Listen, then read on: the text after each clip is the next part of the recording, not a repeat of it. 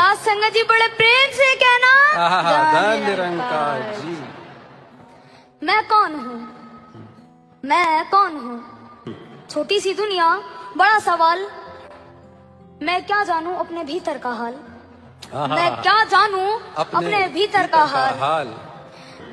मैं परछाई को भी अपना मानता हूँ, मैं तो बच्चा हूँ बस इतना ही जानता हूँ। क्या बात है। मंथन किया करो पापा मुझको समझाते हैं, पापा मुझको समझाते हैं। मंथन किया करो पापा मुझको समझाते हैं, इसलिए मुझे संगत में लाते हैं। अच्छा जी। संगत में जब सुनता हूँ प्यार की बातें, कुछ कुछ समझ में आती है निरंकार की बातें। कुछ कुछ समझ में आती है, क्या बात है। संगत में सुनता हूँ प्यार की बातें, कुछ कुछ समझ में आती है निरंकार की बातें। संगत मुझको जीने का तरीका देती है, आत्म मंथन करने का सलीका देती है। बेशक सब रंग जीवन में भरने का मन करता है, पर संतों जैसा बनने का मन करता है। बेशक सब रंग जीवन में। बहुत अच्छे, बहुत अच्छे, बहुत अच्छे जी। एक बार फिर पढ़े इसे। जी जी, हाँ दो। कि बेशक सब रंग जीवन में भरने का मन करता है, पर संतों जैसा बनने का मन करता है। कि ऐ सतगुरु एक नजर मुझ पर भी डालो ना, कि ऐ सतगुरु एक नजर मुझ पर भी डालो ना, इन संतों जैसा मुझे भी बना दो ना। कि ऐ सतगुरु एक नजर मुझ पर भी डालो ना, इन संतों जैसा मुझे भी बना दो ना। जी सतगुरु का वचन जब मन में बस जाएगा, तब पंकज भी आत्म मंथन कर पाएगा। साथ संगत जी बड़े प्रेम से कहना। साथ संगत जी, रामचरितमानस में एक चौपाई आती है, जब भगवान राम जी माता शबरी को ज्ञान दे रहे थे। मम दर्शन फल परम अनुपा, जीव पावनित सहज स्वरूपा। अर्थात भगवान राम जी कह रहे हैं कि हे शबरी, मेरे दर्शन करने से यह सुंदर फल मिलता है कि जीव पावनित सहज स्वरूपा, कि जीव अपने ही सहज स्वरूप को पा जाता है, यानी जान लेता है। मम दर्शन यानी मेरे दर्शन। अब क्या भगवान राम जी इस शरीर के बारे में बात कर रहे हैं? नहीं, बल्कि भगवान राम जी इस परमात्मा के बारे में बात कर रहे हैं। मम दर्शन फल परम अनुपा। अब बात आती है कि परमात्मा होता कैसा है, इसकी परिभाषा क्या है, इसकी पहचान क्या है। युगों युगों से संत महात्मा इसकी परिभाषा बताते आ रहे हैं। मुंडकोपनिषद में ऋषि अंगिरा जी ने बताया, यत् दृश्यम ग्राम गोत्रम वर्णम चक्षुश्रोत्रम तत्पाणिपादम नित्यं भूम सर्गतम सूक्ष्म तद्यम यद भूतयोनि परिपश्यन्ति धीरा। यानी कि दृश्यम जिसे इन आंखों से देखा ना जा सके, ग्राम जिसे पकड़ा ना जा सके, अगोत्रम जिसका कोई गोत्र नहीं है, अवर्णम जिसका कोई रंग नहीं है, चक्षुश्रोत्रम आंख और कान नहीं है, तत्पाणिपादम हाथ पैर से रहित है, नित्य है, भूम है, सर्वगतम है, सर्वव्यापी है, अजर है, धीर पुरुष इसको हर जगह देखते हैं। त्रेता युग में गुरु वशिष्ठ जी ने समझाया, बिन पग चले सुने बिन काना, कर बिन कर्म करे विधि नाना, आनंद रहित सकल रस भोगी, बिन वाणी वक्ता बड़ जोगी। यानी इसके हाथ नहीं है तब भी ये सारे काम कर रहा है, इसके कान नहीं है तब भी हम सबकी बातें सुन रहा है, इसके पैर नहीं है तब भी हर जगह चल रहा है, इसकी आंख नहीं है तब भी हम सबको देख रहा है, इसका मुंह नहीं है तब भी ये सारे रस भोग रहा है। द्वापर युग में भगवान कृष्ण जी ने भी समझाया, नैनम छिदन्ति शस्त्राणि नैनम दहति पावका न चैनम कलंति तापो न शोषयति मारुता। यानी कि इसको किसी भी शस्त्र से काटा नहीं जा सकता, अग्नि जला नहीं सकती, वायु सुखा नहीं सकती, पानी भिगो नहीं सकता। बाबा कबीर जी आए, उन्होंने भी बताया, पानी से पैदा नहीं नाहे धरे शरीर, अन्न आहर करता नहीं ताका नाम कबीर। गुरु नानक देव जी ने भी फरमाया, बिन पग चले सुने बिन कानक। गुरु नानक देव जी ने भी फरमाया, नाए टुट्टे ना मन लगे नाए जले न जाए, धनसु मानस नान का जो गल चले पाए। और साथ संगत जी अवतार वाणी में बाबा अवतार सिंह जी महाराज भी बता रहे हैं, निरंकार प्रभु नुजे कर समझो हर था हाजर ना सरे, ऐसे दी एक हरकत सारी एक हरकत द कादरे। आज इस खुले परांगण में आवाज दी जा रही है, और जिस किसी के भी कानों में आवाज जा रही है वो एक बार ये विचार जरूर कर ले कि जिसकी आप पूजा करते हो, जिसकी आप भक्ति करते हो, क्या ऐसे परमात्मा को आपने देख लिया है जो हर समय हमारे साथ रहता है, एक पल भी हमसे जुदा नहीं है? आज तक किसी ने भी इस परमात्मा को पूजा पाठ जब तक से नहीं पाया है, और चाहे कितना भी जतन कर लो, इस सर्वव्यापी को प्राप्त नहीं कर सकते। केवल एक ही रास्ता है इस परमात्मा को देखने का, वो है सदगुरु। सदगुरु माता सुदीक्षा जी महाराज की मुझ पर कृपा हुई तो इनकी कृपा से खुली आंखों से और बंद आंखों से इस सच्चिदानंद परमेश्वर के दर्शन कर रहा हूँ। जब मुझ जैसा छोटा बच्चा इस सर्वव्यापी को इनकी कृपा से देख सकता है, तो आप भी इनकी शरण में आकर इस रमे राम को देख सकते हो, जान सकते हो, प्राप्त कर सकते हो। आज ये मौका है, ये आवाज भी दी जा रही है, जिसे देखने को है मुस्ताक आंखें, वही आज महफिल सजाए हुए हैं। चले आओ बेखौफ दीदार वालों, खुदा आज घूंघट उठाए हुए हैं।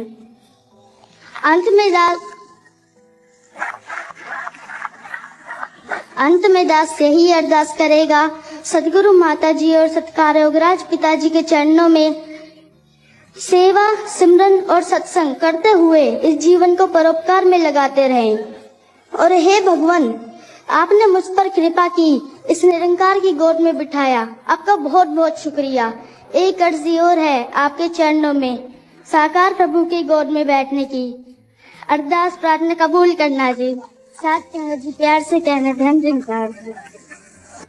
आज बार बार हमने सुना कि सदगुरु के चरणों में जो आ जाता है उसके सारे पाप कट जाते हैं, उसके सारे कर्म कट जाते हैं, क्योंकि सदगुरु अपना ब्रह्म ज्ञान जब बख्शते हैं तो मुझे ये बता देते हैं कि तू करता नहीं है। तो अगर अब आगे का जीवन कर्ता मान के जिया जाएगा, फिर तो इस ब्रह्म ज्ञान का कोई फायदा नहीं, और इस बात का एहसास घट जाएगा कि मैं हूं क्या। तो फिर अच्छा बुरा कोई कर्म, सही गलत कोई कर्म,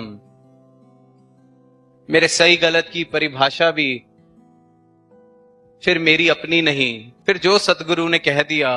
अक्सर हम कहते हैं दिन को दिन, रात को रात, रात को दिन, सतगुरु जो कह दे हम उसको मान लें। पर वहीं हमारी कंडीशनिंग फिर बीच में आने लगती है, जो मैं पल पल बड़ा होते होते सीखता आया कि क्या सही क्या गलत। अगर कभी कुछ उसके विपरीत मुझे कह दिया जाए तो वहां फिर समर्पण मैं नहीं कर पाता। वहां मेरा अहंकार या मेरी जो हस्ती जिसको मैंने इकट्ठा किया है इतने सालों से, वो बीच में आकर खड़ी हो जाती है कि बात तालमेल नहीं खा रही। आज कुरुक्षेत्र के मैदान का भी जिक्र हुआ कि किस प्रकार अर्जुन हथियार नहीं उठा पाया, क्योंकि सही गलत कि मैं कैसे अपने परिवार के खिलाफ युद्ध कर सकता हूं, ये तो ठीक नहीं, ये तो नैतिक बात नहीं। फिर जब विराट स्वरूप दिखाया गया, कर्ता भाव को हटा दिया गया, फिर ये बात समझ आई कि जो तुद भावे सोई भलिकार। जो आप कह दें वही सही, मेरी रजा की गुंजाइश ही ना बचे, जो आपकी रजा वही सही। तो सुकून जीवन में आना अनिवार्य है, आएगा ही आएगा, क्योंकि तनाव का कारण ही सिर्फ और सिर्फ मैं हूं। परमात्मा किसी को जोर जबरदस्ती अपने दर पर नहीं झुकाता, सदगुरु किसी को जोर जबरदस्ती अपने दर पर नहीं झुकाता, ये तो खुद को दास कहते हैं। पर इनके दर पर जो झुक जाता है वो उस परम आनंद को प्राप्त करता है, क्योंकि इनके दर पर झुकना मतलब प्रेम से झुकना। दास भावना मतलब प्रेम से आई गई वो दास भावना, जहां मैंने खुशी खुशी इस बात को पहचान लिया कि मैं तो कुछ हूं ही नहीं। इस बात का एहसास हो गया कि आपने मुझे प्रवान कर लिया। इसी से सारे सुख हैं, इसी से सारा आनंद है। अभी गीत की पंक्तियां भी सुनी कि तेरी चरना दी धूली दे जर्रे, मैल दिल दी मेरी धो गए। सारे का सारा सार सुकून प्राप्त करने का इन पंक्तियों में मिल जाता है कि इनके चरणों की धूली से मेरी मैल, मेरी मैं की मैल, मेरा अहंकार, मेरे होने की इच्छा, ये जो बार बार मैं खुद बाधा बन जाता हूं अपने सुकून की, आपकी चरणों की धूली से ये सब मिट जाता है और जो रह जाता है वो सुकून है। हुन तां एक सतगुरु मन विच वसिया, मेरी होशां तो दो मिट गए। ये जो दो से एक की यात्रा है, अब तक तो जो मैं परछाई अपने साथ लेके चलता हूं, जो हस्ती मैंने अपनी बना ली है, जो ये परछाइयों की लड़ाई में मैं जीत हार के विषय से अपना सुकून खोए चलता हूं कि मेरी परछाई किसी और की परछाई से छोटी है या बड़ी, मेरी परछाई पर किसी ने पैर रख दिया, कोई जानता नहीं मैं कौन हूं। अभी तो इन्हीं परछाइयों की लड़ाइयों में जब तक मैं फंसा रहूंगा तो सुकून तो जीवन में आ नहीं सकता। और जब ये बात समझ आ गई कि मेरी परछाई, ये जो माया, ये जो भ्रम मैंने पाले हुए हैं, यही कारण है मेरे और सुकून के बीच में बाधा का, तो फिर इनसे भागना नहीं, क्योंकि भागकर भी कहां पहुंचेंगे।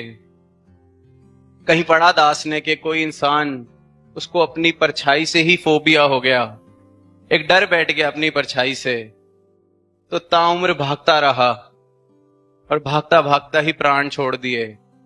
उसको कोई मिला नहीं ये बताने के लिए कि परछाई से बचना है तो जाके पेड़ की छाया में बैठ जाओ।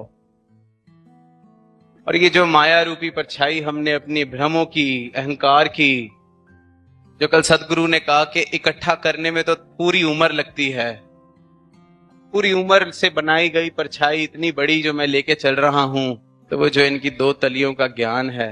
साध संगत जी, प्रेम से कहना जय निरंकार।